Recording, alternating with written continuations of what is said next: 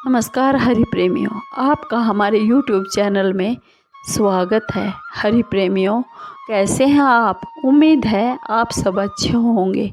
आइए आज का प्रसंग शुरू करते हैं। आज का प्रसंग है सावधान, चरम पर है कलयुग। अगर आपको बचना है तो जान लीजिए पुराणों की ये भविष्यवाणी। हरि प्रेमियों, उससे पहले अगर आप चैनल पर नए हैं तो प्लीज़ चैनल को सब्सक्राइब ज़रूर कर लीजिए और बेल आइकॉन को ज़रूर दबा लीजिए ताकि आपको हमारा हर नोटिफिकेशन मिलता रहे। हरि प्रेमियों, आपका हर एक सब्सक्राइब हमारे लिए बेहद मायने रखता है। आइए जानते हैं कलयुग की जो पुराणों की भविष्यवाणी है वो। हरि प्रेमियों, हमारे पौराणिक ग्रंथों और ज्योतिष में युग का मान अलग अलग है। पौराणिक ग्रंथों के अनुसार 4 युग होते हैं: सतयुग, त्रेता युग, द्वापर युग और कलियुग। कहते हैं कि कलयुग में पाप अपने चरम पर होता है। वर्तमान में कलिकाल यानी कलयुग चल रहा है और ग्रंथों में इस युग में क्या क्या घटेगा और क्या क्या होगा यह सब स्पष्ट रूप में लिखा हुआ है।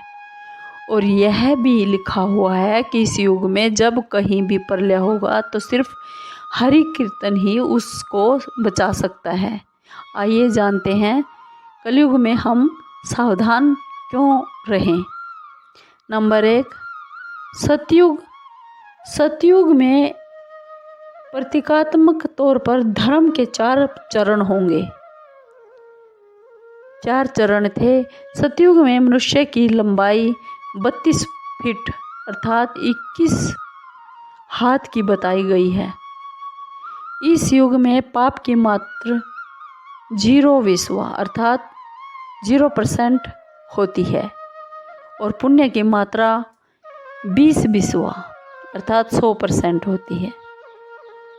इस युग में राजा हरिश्चंद्र हुए थे। हरिश्चंद्र ने सत्य के लिए अपने परिवार और अपने को बलिदान भी दे दिया था। नंबर 2, त्रेता युग। त्रेता युग में धर्म के 3 चरण थे। इस युग में मनुष्य की लंबाई 21 फीट अर्थात 14 हाथ की बताई गई है।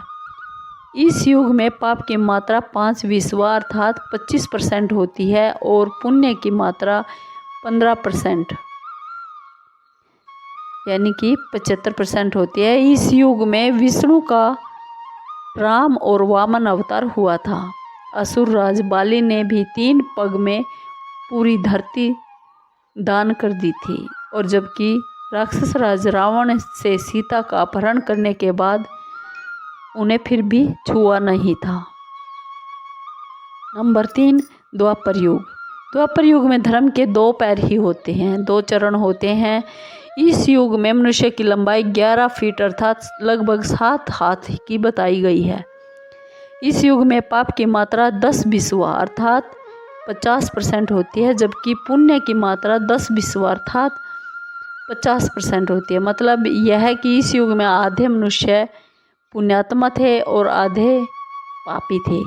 इस युग में महाभारत का युद्ध लड़ा गया और यह युद्ध धर्म युद्ध ही था। भगवान श्री कृष्ण ने धर्म की रक्षा के लिए ये युद्ध करवाया। नंबर 4, कलयुग। द्वापर में 2 चरण और अब कलिकाल में धर्म के पैरों का कोई नामो निशान ही नहीं है। धर्म अब पंगु बन गया है। इस युग में मनुष्य की औसत लंबाई 5 फीट 5 इंच अर्थात 3.5 हाथ की बताई गई है। इस युग में धर्म का सिर्फ 1/4 अंश ही रह गया है। इस युग में पाप की मात्रा 15 अर्थात 75% हो गई है और जबकि पुण्य की मात्रा 5% यानी 25% रह गई, 5 लेकिन वर्तमान में अब देखा जा रहा है कि कलयुग अपने चरम सीमा पर है। यह जो 25% पुण्य की मात्रा बताई हुई है यह अब कहीं भी नज़र नहीं आती। 5% ही पुण्य कहीं बचा है। अब तो चारों तरफ पाप ही पाप दिखाई देता है। आइए जानते हैं कि इस प्रकार कलयुग का जो वर्णन भगवान श्री कृष्ण की नज़र में है वो इस प्रकार है। कलयुग का वर्णन करते हुए भगवान श्री कृष्ण जी बोलते हैं कि कलयुग में ऐसे लोगों का राज्य होगा जो दोनों ओर से शोषण करेंगे, कहेंगे कुछ और करेंगे कुछ, मन में कुछ और होगा और कर्म में कुछ और होगा। ऐसे ही लोगों का राज्य होगा। इसी तरह कलयुग में ऐसे लोग रहेंगे जो बड़े ज्ञानी और ध्यानी कहलाएंगे। वे ज्ञान की चर्चा तो करेंगे परंतु उसका आचरण नहीं करेंगे। आचरण उनका राक्षसों जैसा होगा। बड़े पंडित और विद्वान भी कहलाएंगे परंतु वे यही देखते रहेंगे कि कौन सा मनुष्य मेरे और हमारे नाम से संपत्ति या फिर पद कर जाए। नंबर 2, कलयुग का मनुष्य शिशुपाल के समान हो जाएगा। कलयुग में बच्चों के लिए ममता के कारण इतना करेगा कि उन्हें अपने विकास और का अवसर नहीं मिलेगा। मोह माया में ही घर बर्बाद होते जाएंगे। किसी का बेटा घर छोड़कर साधु संत बन जाएगा तो हजारों व्यक्ति दर्शन करेंगे, परंतु यदि अपना बेटा साधु बनता होगा तो रोएंगे, मेरे बेटे का क्या होगा। इतनी सारी ममता होगी कि उसे मोह माया और परिवार में ही जकड़ कर रखेंगे और उसका जीवन वहीं पर बर्बाद हो जाएगा। अंत में बेचारा अनाथ होकर मर जाएगा। नंबर 3, कलयुग में अमीर लोग लड़के लड़की के विवाह में, मकान के उत्सव में, तो बड़े बड़े त्योहारों पर, उत्सवों पर तो लाखों रुपए खर्च कर देंगे, परंतु पास में पड़ोस में यदि कोई भूखा प्यासा भी होगा तो यह नहीं देखेंगे कि वह भूखा है या प्यासा है, उसका पेट भरा है या फिर वह खाली है।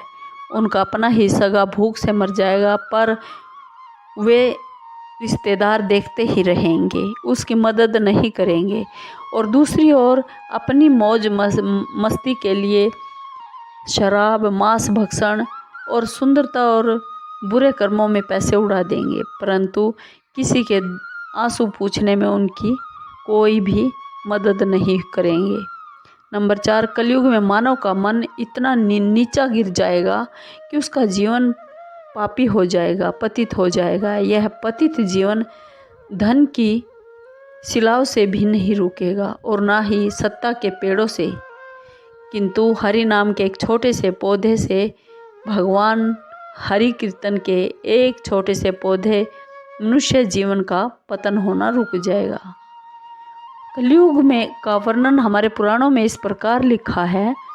पुराणों में बताया है कि जो आदमी संगठन या समाज वेद विरुद्ध आचरण कर भारत की धार्मिक और सांस्कृतिक एकता को खंडित करेगा, उसका आने वाला समय समूल नष्ट हो जाएगा। और पुराणों के लिखने वाले मानते हैं कि जैसे जैसे कलयुग बढ़ता जाएगा वैसे वैसे भारत की गद्दी पर वेद विरोधी लोगों का शासन भी होता जाएगा। ये ऐसे लोग होंगे जो जनता से झूठ बहुत बोलेंगे और अपने कुकर्मों और कुतर्कों द्वारा एक दूसरे की निंदा करेंगे और जिनका कोई भी धर्म नहीं होगा, ये सभी विधर्मी होंगे। ये सभी मिलकर भारत को तोड़ देंगे और एक अराजक भूमि बनाकर भारत की भूमि को छोड़ देंगे। नंबर 2, जो घोर कलयुग आता जाएगा त्यों तो ब्राह्मणगण संस्कार शून्य हो जाएंगे, राजा लोग शूद्र तुल्य हो जाएंगे और अपनी तुच्छ बुद्धि को ही सबसे बड़ी समझकर मूर्ख ईश्वर तथा धर्म ग्रंथों की प्रामाणिकता मांगने का दुस्साहस करेंगे। इसका अर्थ है कि पाप बहुत जोरों से मार रहा है। नंबर 3, जब सब वेदों को छोड़कर संस्कार शून्य हो जाएंगे तब सिंधु तट, चंद्रभाग का तटवर्ती प्रदेश और कश्मीर मंडल पर प्राय शूद्रों का संस्कार, ब्रह्म तेज से हीन नाम मात्र के ब्राह्मणों का और म्लेच्छों का राज होगा। सब के सब राजा यानी राजनेता आचार और विचार से म्लेच्छ प्राय हो जाएंगे। ये सब के सब परले सिरे के झूठे, अधार्मिक और थोड़ा दान करने वाले होंगे। और ये क्रोध के मारे आग बबूला होते जाएंगे छोटी से छोटी बातों पर। ये ऐसे दुष्ट लोग गौ, ब्राह्मणों और बच्चों को मारने वाले होंगे। ये मारने से भी नहीं हिचकेंगे और दूसरे की पत्नी और धन हथियार लेने में सदा तैयार रहेंगे।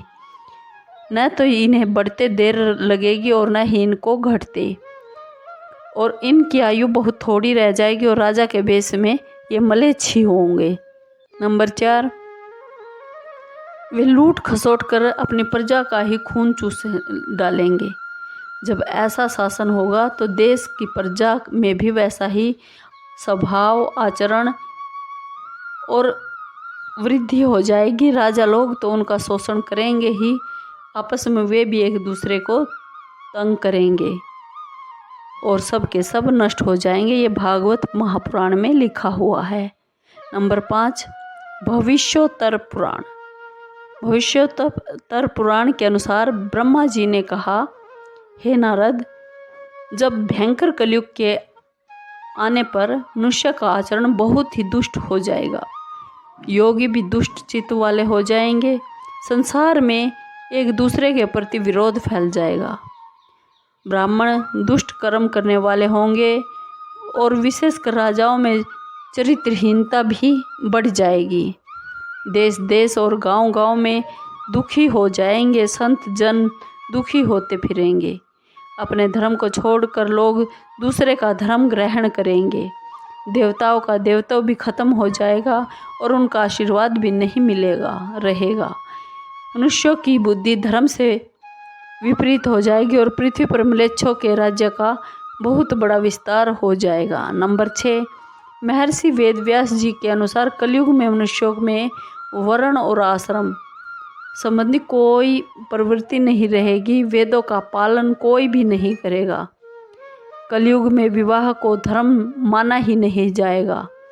गुरु और शिष्य गुरु के अधीन नहीं रहेंगे। पुत्र भी अपने धर्म का कोई भी पालन नहीं करेंगे। कोई किसी कुल में पैदा ही क्यों न हो, जो बलवान होगा वही कलयुग में सबका स्वामी होगा। सभी वर्णों के लोग कन्या को, बेटी को बेचकर अपना निर्वाह करेंगे।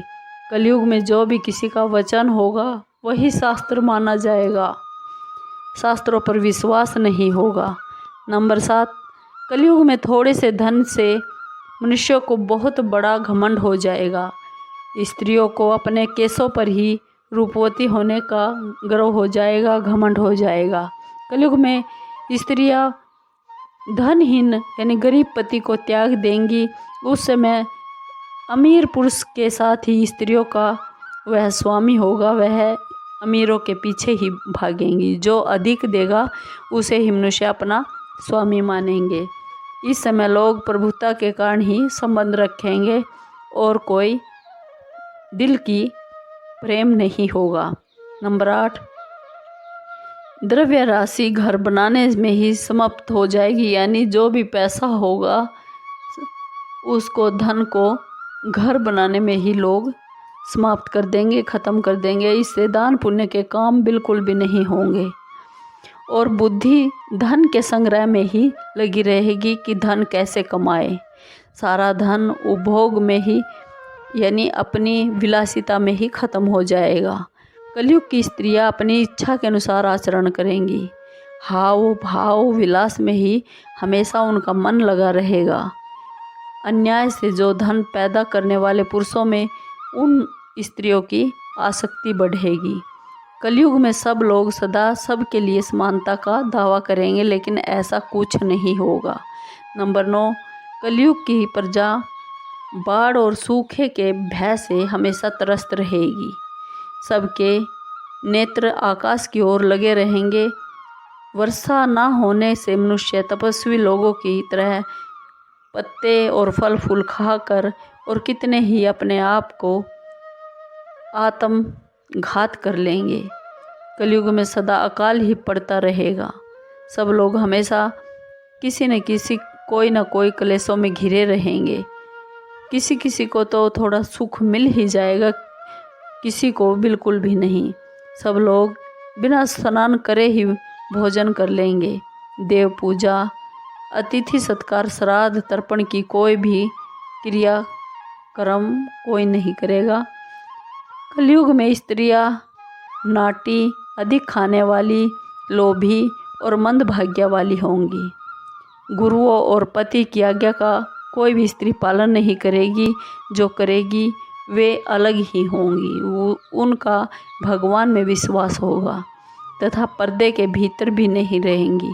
अपना ही पेट पालेंगी, क्रोध में हमेशा भरी रहेंगी, देह शुद्धि की ओर ध्यान ही नहीं देंगी और झूठ और कटु वचन हमेशा बोलती रहेंगी। इतना ही नहीं, वे दुराचारी पुरुषों से हमेशा मिलने की इच्छुक रहेंगी। नंबर 10, ब्रह्मचारी लोग वेदों में कहे हुए व्रत का पालन किए बिना ही वेदाध्यापन कर लेंगे। गृहस्थ पुरुष ना तो हवन करेंगे और ना ही सत्पात्र को अच्छा दान देंगे।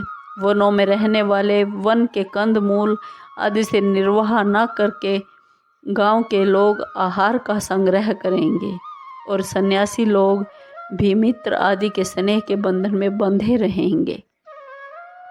कलयुग आने पर राजा प्रजा की रक्षा ना करके बल्कि कर के बहाने प्रजा का ही धन लूटेंगे। अधम मनुष्य संस्कारहीन होते हुए भी पाखंड का सहारा लेकर लोगों को लूटने, खसोटने और ठगने का काम करेंगे। उस समय पाखंड की बहुत ज़्यादा अधिकता और अधर्म की ज़्यादा वृद्धि होने से लोगों की आयु धीरे धीरे कम होती चली जाएगी। उस समय आयु सिर्फ 5, 6 अथवा 7 साल की स्त्री और 8, 9 या 10 साल के पुरुष से ही संतान पैदा होने लगेगी। घोर कलयुग आने पर मनुष्य 20 साल तक भी जीवित नहीं रहेंगे।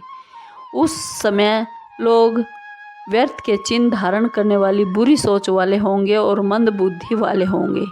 नंबर 11, लोग ऋण चुकाए बिना ही हड़प लेंगे तथा जिसका शास्त्र में कहीं भी विधि और विधान नहीं है, ऐसे यज्ञों का वे अनुष्ठान करेंगे। मनुष्य अपने को ही पंडित समझदार समझेंगे और बिना प्रमाण के ही सब काम करेंगे। तारों की ज्योति फीकी पड़ जाएगी, 10 दिशाएं विपरीत हो जाएंगी। पिता और पुत्र पिता को बहुए सास को काम करने भेजेंगी। कलयुग में समय के साथ साथ वर्तमान समय पर विश्वास करने वाले दंभी, अज्ञानी, शास्त्र ज्ञान से रहित होंगे। जब जगत के लोहो सर्वभक्षी हो जाएंगे, लोग स्वयं ही आत्मरक्षा के लिए वे विवश हो जाएंगे तथा राजा उनकी रक्षा करने में असमर्थ हो जाएंगे। तब मनुष्यों में क्रोध और लोभ की ज़्यादा अधिकता हो जाएगी। नंबर 12, कलयुग के अंत के समय बड़े बड़े भयंकर युद्ध होंगे। प्रचंड आंधी, जोरों की गर्मी पड़ेगी, भारी वर्षा होगी। लोग खेती काट लेंगे, पानी पीने का सामान, पेटियां भी चुरा ले जाएंगे, कपड़ा चुरा लेंगे। चोर अपने ही जैसे चोरों की संपत्ति चुराने लगेंगे। हत्यारों की भी हत्या होने लगेगी। युग के अंत काल में मनुष्यों की आयु अधिक से अधिक 30 साल की रह जाएगी। नंबर 13, मनुष्य की कुल आयु 20 वर्ष ही रह जाएगी और 5 साल की उम्र में स्त्री गर्भवती हो जाएगी। 16 साल में लोग बूढ़े हो जाएंगे और 20 साल में मौत को प्राप्त हो जाएंगे। इंसान का शरीर घटकर बौना हो जाएगा और ब्रह्म वैवर्त पुराण में ऐसा लिखा हुआ है कि कलयुग में ऐसा समय भी आ जाएगा जब इंसान की उम्र बहुत कम हो जाएगी, युवावस्था समाप्त हो जाएगी। कलयुग के प्रभाव से प्राणियों के क्षीण और रोगग्रस्त छोटे छोटे शरीर हो जाएंगे।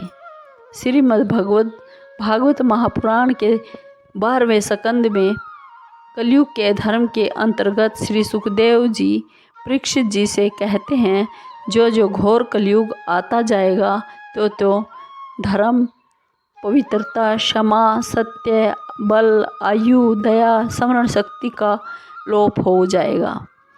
अर्थात लोगों की आयु बिल्कुल कम हो जाएगी। जब कलिकाल बढ़ता चला जाएगा। कलयुग के अंत में जिस समय कल्कि अवतार अवतरित होंगे उस समय मनुष्य की परम आयु केवल सिर्फ 20 या 30 साल ही होगी। जिस समय कल्कि अवतार जन्म लेंगे चारों वर्णों के लोग बोने हो जाएंगे, बिल्कुल शुद्ध हो जाएंगे। गौ माता भी बकरियों की तरह छोटी छोटी और थोड़ा दूध देने वाली हो जाएंगी। नंबर 15, कलयुग के अंत में संसार की ऐसी महादशा हो जाएगी कि अन्न ही उगेगा। लोग मांस मछली और भेड़ बकरियों के दूध को ही पिएंगे। गाय तो दिखना भी बंद हो जाएगा, होगी तो वह बकरी के समान दिखाई देगी। एक समय ऐसा भी आ जाएगा जब जमीन से अन्न उपजना बंद हो जाएगा, पेड़ों पर फल नहीं लगेंगे और सारी चीज़ें लुप्त हो जाएंगी। गाय दूध देना बंद कर देंगी। नंबर 16, स्त्रियां कठोर स्वभाव वाली होंगी, झूठ बोलने वाली होगी, कड़वा बोलने वाली होंगी। वे अपने पति की कभी आज्ञा नहीं मानेंगी और जिसके पास धन होगा स्त्रियां उन्हीं के पास भागेंगी। और मनुष्यों का स्वभाव गधों जैसा हो जाएगा, सिर्फ गृहस्थी का भार ढोने जैसा। लोग विषयी हो जाएंगे, कर्म धर्म खत्म हो जाएगा। मनुष्य जप रहित नास्तिक और चोर हो जाएंगे। सभी एक दूसरे को लूटने खसोटने में लगे रहेंगे। कलयुग में समाज हिंसक हो जाएंगे। जो लोग बलवान होंगे उन्हीं का राज चलेगा। मानवता धरती से नष्ट हो जाएगी और रिश्ते नाते सब खत्म हो जाएंगे। भाई भाई का दुश्मन हो जाएगा।